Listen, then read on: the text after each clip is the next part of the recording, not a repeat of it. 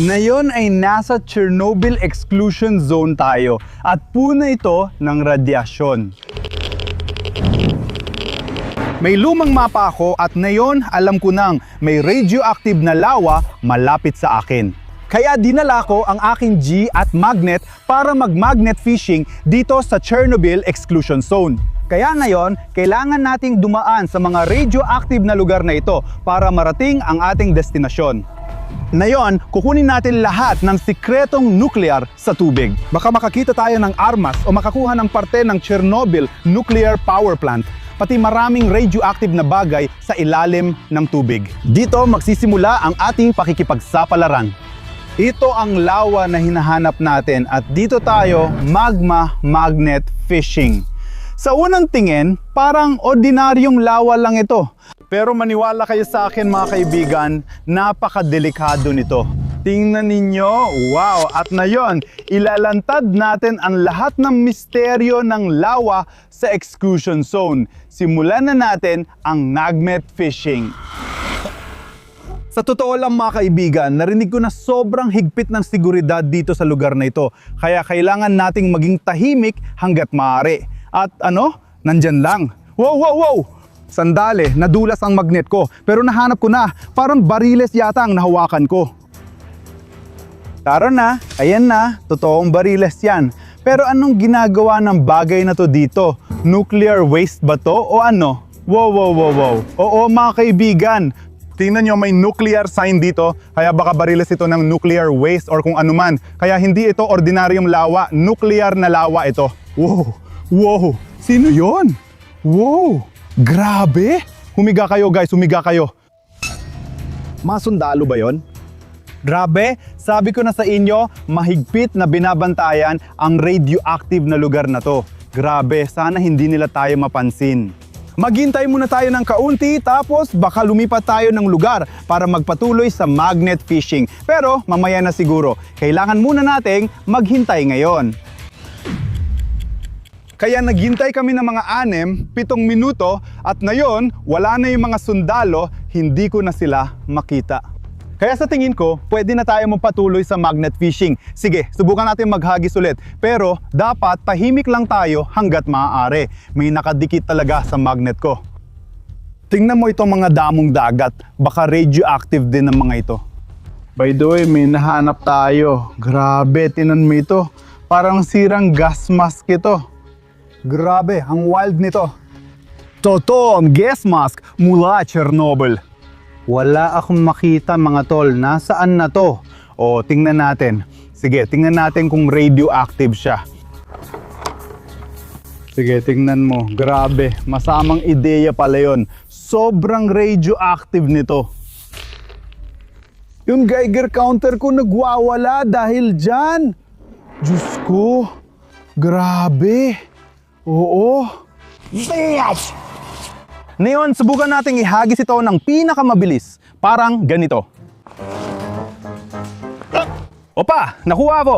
Pero yun na yung pinakamabilis, di ba? Pero nakuha ko, muntik ko nang mawala yung magnet ko. Pakiramdam ko, may nararamdaman ako, isa na namang nuclear na bagay ba to? Kunin natin. Wow, tingnan mo yan. Ano yan? Sandali, bakit kulay berde? Tingnan mo. Ang weird talaga. Wala pa akong nakitang ganyan. Mukhang parang nakakalason o baka radioactive. Hindi ko pa talaga naaamoy ang radiation. Narinig ko raw, delikado yan.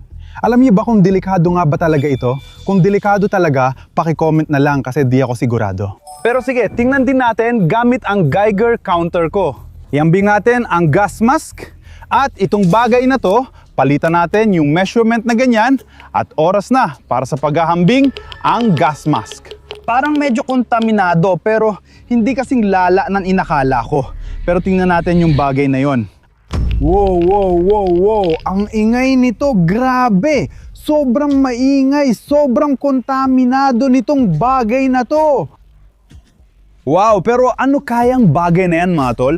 Para ba yung parte ng nuclear reactor o ano? Ano yan? Anong palagay nyo? Isulat nyo sa mga komento. Wala akong alam at di ko rin sigurado kung ligtas hawakan o amuyin yan. Wow, baka parte nga yan ng nuclear reactor. Kailangan mong maglagay ng mga nuclear power rods sa loob, tapos meron kang nuclear exhaust dito.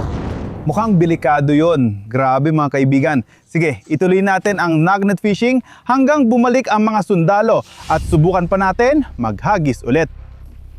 Sa totoo lang, parang dati, itong pier o parang ganon, baka dito naroon ang mga riles ng planta ng nuclear at dito nahuhulog ang mga bariles ng nuclear waste gaya ng nakita natin noon. Tingnan natin kung ano ang susunod nating makikita kasi sobrang delikado dito. At ngayon, mukhang may nakuha tayo. Wow, grabe. Tingnan mo kung gaano kalawangin ito. Baka sobrang radioactive na. Mukhang napakatanda na talaga nito. Ang Soviet na baril, hindi tulad ng mga moderno ngayon, pero sobrang kalawangin at sira na talaga. Dati, itong may ganitong parte, hindi ko alam kung ano tawag dito. Kung alam mo at kung matalino ka, huwag kang mag-atubiling isulat sa mga komento. Pero sigurado itong bagay na to ay dating baril o baka naman parte ito ng kaluluwa, hindi ko alam. Grabe, andyan pa rin ang patrol at ngayon mas malapit na sila. Kailangan nating kunin ang mga gamit natin at umalis dito sa lugar na to. Sige, sa ngayon, kailangan nating palitan ang pwesto natin sa radioactive na lawa. Sige, tara na. Sige, kaya tayo medyo napalayo tayo mula sa mga sundalo. Sa totoo lang, hindi ko alam kung sino ang mga sundalong yon. Sila ba ay parang tagapagbantay ng Chernobyl o mga ordinaryong bantay lang? Hindi ko alam, pero sige, tuloy ang magnet fishing. Tingnan mo, itong tubig na to, parang ang dumi. Radiation ba to? Mga pare, oo, may dalawang palatandaan ng radiation. Baka mas mataas ang dose ng radiation dito. Kaya tingnan natin kung anong makukuha natin dito. Ayos? Hindi ko alam, baka sobrang gaan lang ng nahanap natin. Pero may mga patibong dito. Wow, mga pare, ito ay isang camera. Ito ay isang GoPro na dating nababad sa tubig. Oo, ang lupit nun. Siguro may isa pang vlogger dito na katulad ko at gumagawa siya ng mga video. Tingnan natin ito. Kung nakaligtas ang GoPro na ito, sobrang sira na talaga. Baka nasira ito ng husto dahil sa radyasyon. Sana hindi ito nabasa para nakaligtas. May SD card dito kaya pwede natin makita ang laman. Mga pare, kung gusto niya ang content ko, huwag kalimutang mag-subscribe at i-like ang video ngayon. Pangarap kong maabot agad ang 5 milyong subscribers, kaya malaking tulong ang inyong pag-subscribe. Kaya ngayon, ilalagay ko na ang SD card sa gadget ko. Gumagana na. May mga video dito, panurin natin ang huli. Nasa loob na ako. Hindi ako nakita ng security. Hinahanap ko na ang dokumento. Sabi nila may nakatagong data dito at malaki raw ang halaga nito. Ngayon, hahanapin ko ito. Parang video ito mula sa stalker na naghanap ng mga lihim na dokumento na pakamahal. Baka makita natin sila doon o baka nahanap na niya. May isa pang video, panurin din natin ito. Manatili kayo, nakita nila ako kaya magtatago ako. Hindi ko nahanap ang dokumento. Delikado rito, kailangan kong umalis. Grabe ang mga tagapagbantay. Baka sila rin yung mga nakita natin dati. Kaya pala sobrang agresibo nila. At narinig mo ba yung putukan nung natigil yung video? Grabe. Kaya pala sobrang delikado dito, hindi lang dahil sa radyasyon, sobrang agresibo rin ng mga taong to. Baka makahanap tayo ng lihim na dokumento at pagkakitaan. Tara, tuloy lang tayo para malaman. Kailangan nating magmadali para mas marami tayong makita. Baka yung mga lihim na dokumento tungkol sa Chernobyl, nuclear power at iba pang misteryong radioactive nandyan pa sa ilalim ng tubig. Tingnan mo kung paano humihigpit ang lubid ko. Umaandar siya pero sobrang bagal, may nakikita akong kung ano sa ilalim ng tubig. Parang kalawangin na kahunyon. Baka isa itong uri ng safe, nuclear safe or kung anuman. Subukan natin. Paano nangyari yun? Susubukan ko ulit. Oh, nakuha ko na. Tara na. Tumayo na siya. Grabe. Oh, mukha talaga siyang isang safe. Meron tayong safe mula sa Chernobyl. Siguradong mabigat ito.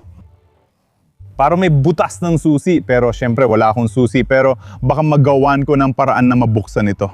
Pero mamaya na natin gawin. Sige kasi sobrang bigat nito at wala akong oras o lakas para ilabas yung bagay mula sa tubig.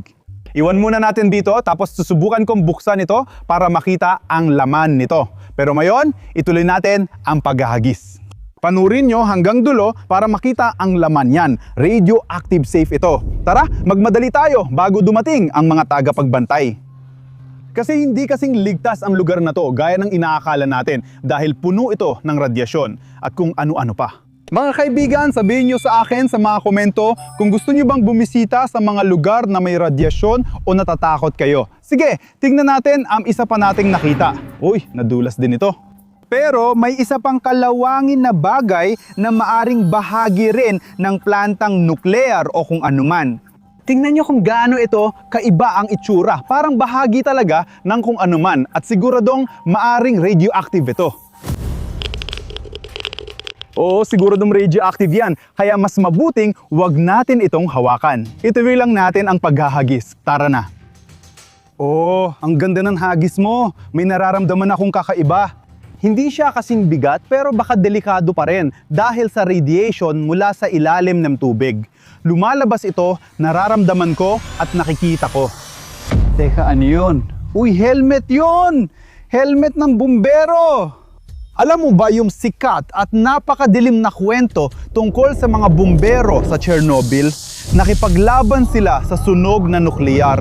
Talagang napakadelikado at nakamamatay ito. Kaya ang mga damit ng bumbero ay punong-puno pa rin ng radyasyon. Mas mabuting huwag mong hawakan yon kahit kailan. Mas mabuting huwag mo na lang isuot ang mga yon. Bakit ko pa ginagawa yon? Naalala mo ba na nasa lugar tayo na may dalawang nuclear sign? Kaya dito tayo nakakakita ng mga bagay na mas lalo pang radioactive. Kaya tuloy lang tayo. Wow, ang bilis na naman ng pagkakahagis nun! Sa oras na ito, may kakaiba akong nararamdaman. Sobrang kakaiba, hindi naman siya mabigat pero siguradong may malaking kakaibang bagay na lumalabas mula sa radioactive na lawa. Punong-puno ng kalawang, parang bilog ito. Nadulas ulit ang magnet ko. Sa tingin ko, humina na ito dahil sa radiation. Parang naapektuhan siya. Hindi. Kahit ganon, may nakuha pa rin tayo at gumagalaw ito. Sandali, ano yun? Bisikleta yan. Grabe, pangarap ko na magkaroon ng radioactive na bisikleta buong buhay ko. Ang wild nito. Malamang ito na ang pinaka-radioactive na bisikleta sa buong mundo. Kinuha namin ito mula sa ilalim ng lawa ng Chernobyl. Subukan natin. Ayos pa ba? Oo, ayos pa. Grabe, nakakasakay ako. Nakakasakay ako sa isang radioactive na bisikleta. Ang lupit nito. Ha, grabe. Grabe.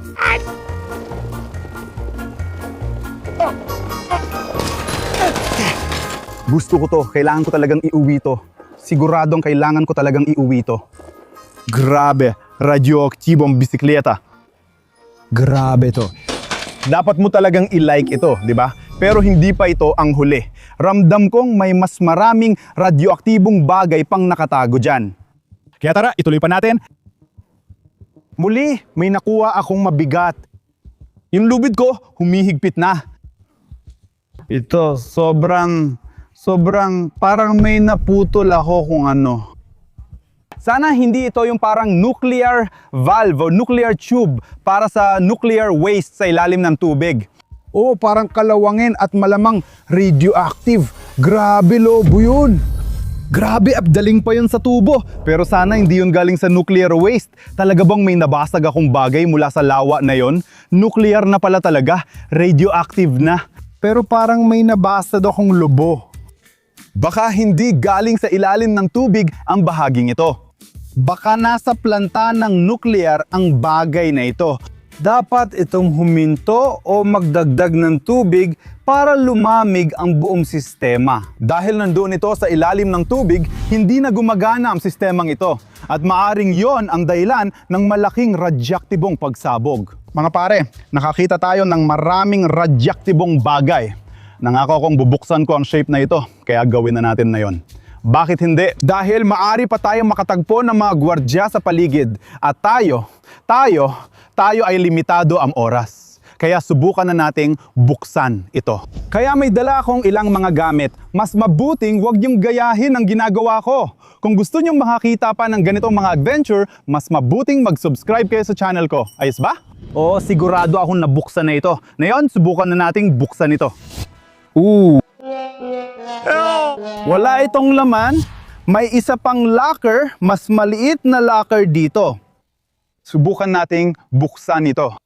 Oh, nabuksan na. Kaya, ayun. Tingnan mo, may nakuha tayo dito. Uy, tingnan mo kung paano may lumalabas na pula mula sa librong yan. Ngayong taon, bilang kung ano, mga artipakto mula sa Chernobyl, MPP. Ang MPP ay nanangahulugang planta ng nuklear na kuryente. Naalala mo bang may narinig tayo tungkol sa mga dokumento? Hahanapin ko na ngayon. Ang mga dokumentong ito ay nasira ng tubig, pero naglalaman ito ng ilang impormasyon tungkol sa mga lihim na eksperimento o kung anuman. Grabe, ano? Tingnan mo yan. At bakit? Bakit may nakatakip na pulang bagay? Kaya baka napakamahal ang mga misteryo at lihim na ito. Teka, no? Grabe, andyan na ulit ang mga tagapagbantay. Pare, wala na akong oras. Kailangan nating tumakbo. Paki-subscribe sa channel ko para makita nyo pa ang mas maraming magnet fishing at misteryo. Mag-subscribe na mga pare.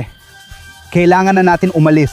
Kailangan na nating lisanin ang lugar na to mga pare. Hindi. Pasensya na mga tagapagbantay. Aalis na ako. Salamat sa panonood. Kita-kits sa mga susunod kong video. Paalam. Ay puting ina!